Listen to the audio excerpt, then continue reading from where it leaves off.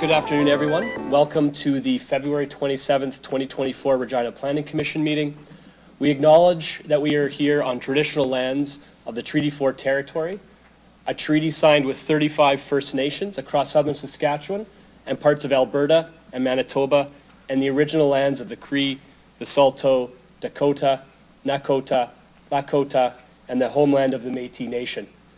The City of Regina owes its strength and vibrancy to these lands and the diverse Indigenous peoples whose ancestors' footsteps have marked this territory, as well as settlers from around the world who continue to be welcome here and call Regina home. Some members of the Commission and City Administration may be attending the meeting today through video conferencing, and just as a reminder, please ensure that your video, camera, and microphone are turned off until it's your time to speak. And I think everybody here knows the drill. If a member of the Commission online wishes to speak, just raise your hand in the Teams function and you'll be placed into the queue. If for whatever reason I happen to miss you, just turn your mic on and say, hey, Andrew, come on, this is my turn. The reports from today's meeting will be considered by City Council at its meeting scheduled for March 6, 2024, and the deadline to register as a delegation for City Council is 12 p.m. on Monday, March 4th. Everyone's in for a real treat today. There's one elected official in the room. This is going to be a snap. It's going to go by like nothing. Could I ask a member of Commission for a motion to approve the agenda at the call of the chair? Beeplop? Thank you. Any opposed? Motion carried. Adoption of the minutes. Could I have a motion for approval of the minutes of the January 23rd, 2024 meeting of the Commission? Jordan, yes. Without your nameplate, it just totally threw me off. Any errors or omissions in the minutes? Seeing none. Any opposed? Perfect. Look at that. We're breezing through this. So we're going to start with item RPC 24-4, zoning bylaw housekeeping and administrative amendments. I'm going to ask a member of administration, Bijay Lemichene, to introduce the report, please. Good afternoon, and thank you through the chair. Using the strategic priorities and the official community plan as guidance, administration has identified several housekeeping and administrative amendments for the zoning bylaw to ensure that it is clear, consistent, and current with the needs of the community. The proposed amendments have been identified through regular uses of the bylaw over the past year and in response to regular feedback from the applicants and the community. The proposed amendments are mostly considered to be minor, administrative, and housekeeping in nature, generally falling into one of the following two categories. One, wording changes necessary to clarify the intent of the regulations or make it clear and easier for zoning bylaw users to understand. Two, reducing regulatory barriers and creating more flexibility to ensure alignment with the city's strategic priorities. We also wish to clarify that these amendments are not related to the Housing Accelerator Fund changes which are being brought forward in separate reports.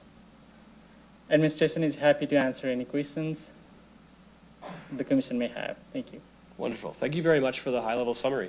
Can I get someone from Commission to move the recommendation/report? Maynard. Awesome.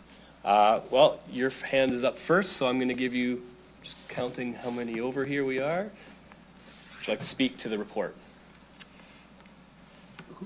You were asking me? Yes, yeah. Typically, if you're moving it, you're talking. Yeah, no. So one of my questions was just related to the meeting we had last month, actually. So we created the opportunity for the lesser parking spaces, and I noted in the report the discussion around childcare and increasing the number of spaces at childcare, and understanding that's going to mean more people wanting to park. How do those two mesh, or is there? I'm assuming that's probably covered off, but that was my question. Great. Who's going to take that?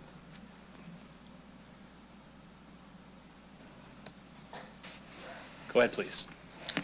Yeah, through the chair. So yeah, we did have some discussion about sort of how the previous amendments from last month would apply throughout the zoning bylaw. There may still be some interpretation things that we need to work through, but as it relates to daycare, there are minimal parking requirements now, suggestions or recommendations for the land use that's proper, but there's also drop-off spaces which are intended to kind of mitigate the potential off-site impacts that are related to the sort of peaks of coming and go, dropping off and picking up kids.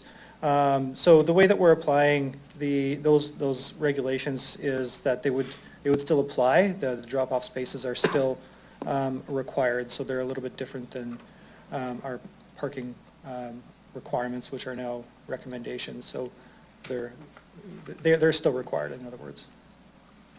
Okay, through the chair, that partially answers my question. So I'm thinking more though, with increased childcare spaces, there's going to be more staff and probably will require more vehicles permanently as well, not just drop-offs. So that was, you answered half the question for me that I was going to ask, but that's my second part of the question. Other than that, I'm completely supportive of the recommendation.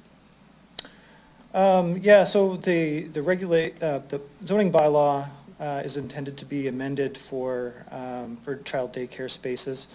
It's intended to apply for, or be applied to a little bit more flexibility to allow for areas where it could be more appropriate without going through a discretionary use process.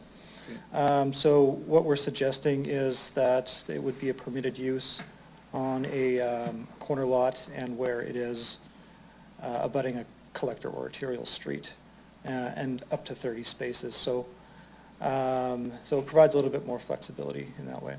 Okay, thank you. That's it. Thank you, Mr. Chair. Thank you. Are there any other questions from members of the commission?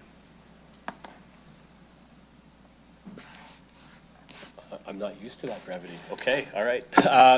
I will put the matter to a vote. All in favor of the report and recommendations? Oh, is it? Okay, yeah. Sorry, it's been a while. We're going to have a vote around the horseshoe here, one at a time.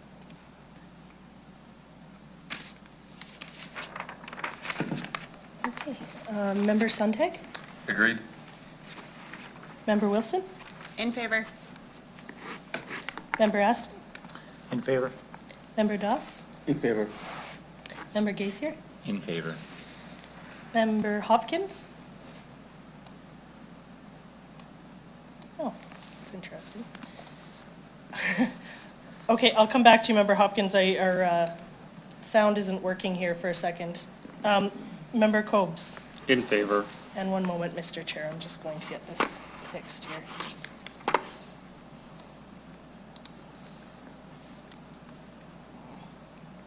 Sure they had muted themselves. It's possible. Jesse, can you hear us? And if you can, just raise your hand online. It just went off There we go. mute now. Okay. Can you say something, please? He may need to press *6 if he's called in. If you've called in, you'll need to press *6.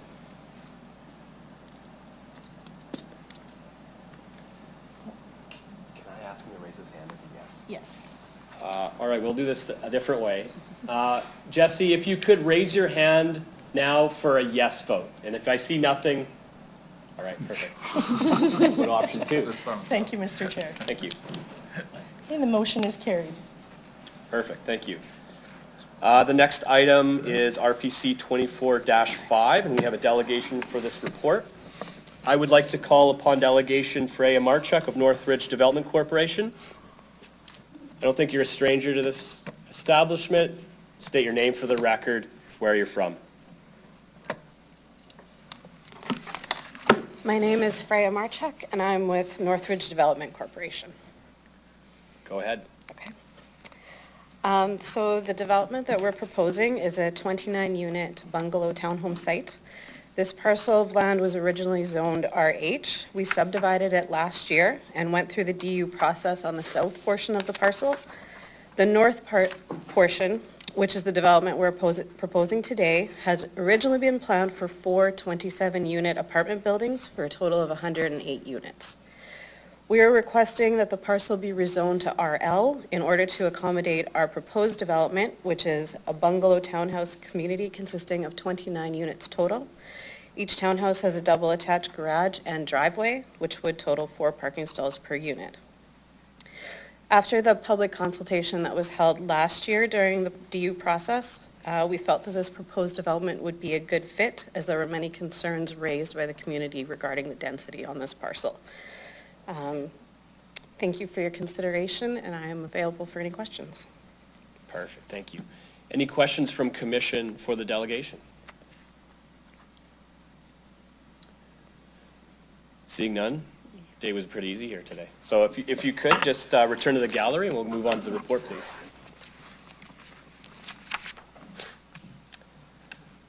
All right, so the report in your agenda is RPC 24-5, Concept Planning Amendment, 3601 Green Marsh Crescent.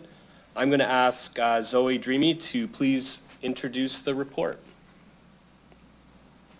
Thank you, Mr. Chair and members of Planning Commission. The report before you is for a concept plan amendment, zoning bylaw amendment, and discretionary use to accommodate a medium-density residential development at 3601 Green Marsh Crescent in the Greens on Gardner neighborhood. Northridge Development Corporation, applicant and owner, is proposing 12 duplex and triplex buildings with a total of 29 dwelling units. The development is deemed compatible with adjacent land uses and development. It conforms with the zoning bylaw and official community plans, specifically policies regarding a mix of housing types in neighborhoods. There is some history to this site that you may remember from last year. The original Greens on Gardner concept plan of 2007 identified this property, known as Parcel K, for multi-residential development. In 2012, the property was rezoned for high-density residential development. In 2013, Council approved a discretionary use for multiple high-density development apartments on the site. The previous developer abandoned the site and it sat vacant for many years. The current owner/applicant acquired the property and made an application for the southern portion of the land last year to finish the existing building and to develop other buildings on the site. Work was done with the community to explore access, density, transportation approvals, among other design elements. Council approved 82 new units last year on the southern portion of the parcel, or of the site. This application is for the northern portion of the site. The developer heard the concerns about density and height and is now looking for approval to redesignate the land from high density to medium density and complete the land development with townhouse style development. Access to the site will be from Green Marsh Crescent. There are no alternatives and this is acceptable to administration. Any development that occurs on the site will have impacts to the neighborhood streets. However, it is important to recognize that this development has been identified for residential development for a number of years. Thank you, and administration is happy to answer any questions that commission may have. Wonderful. Thanks, Zoe.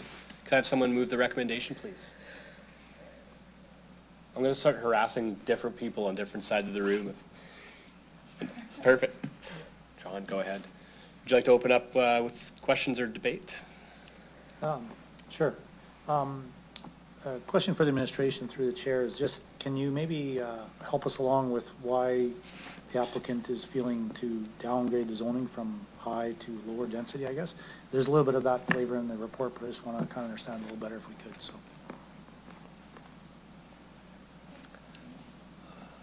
Autumn, go ahead. Yeah, thank you for the question, and through you, Mr. Chair. Appreciate that.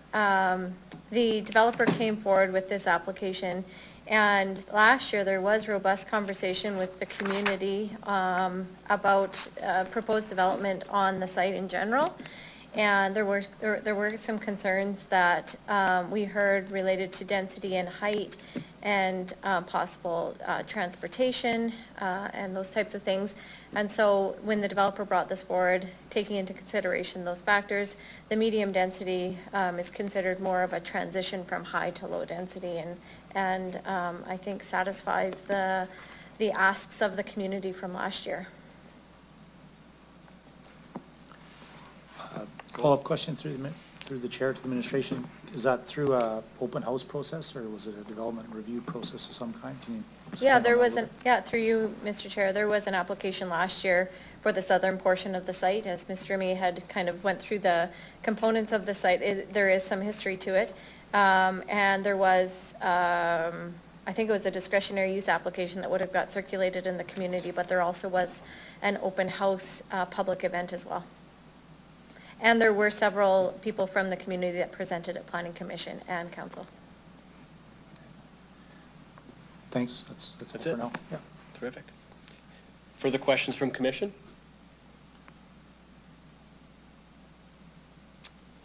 Seeing none, I'll call the question.